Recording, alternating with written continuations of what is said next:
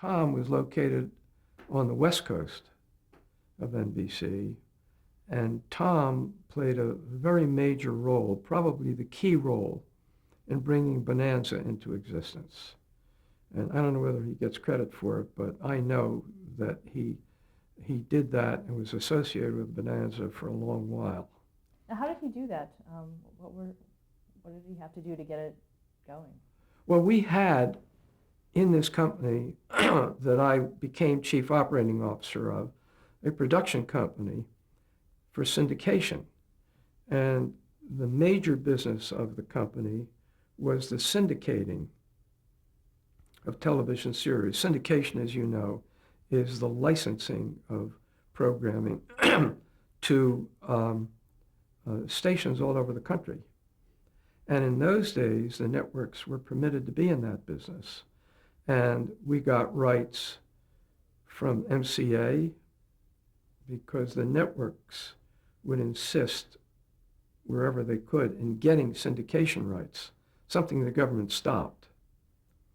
And they would send them off to our company, which had a large sales force with offices in New York, Chicago, Los Angeles, San Francisco, to sell these programs, license them to stations around the country. We even got some properties, we got them from the network, we got them from MCA, we would go out and seek to acquire them. And we also had a production capability. Bonanza, later on High Chaparral.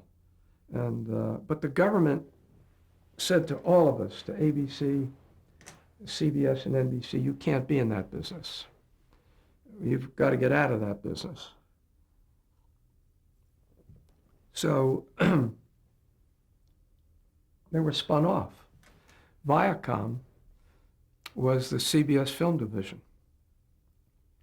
The properties of NBC were sold to different companies, I forget which, and ABC's as well, although interestingly enough, all the film libraries of that period are now owned by Viacom.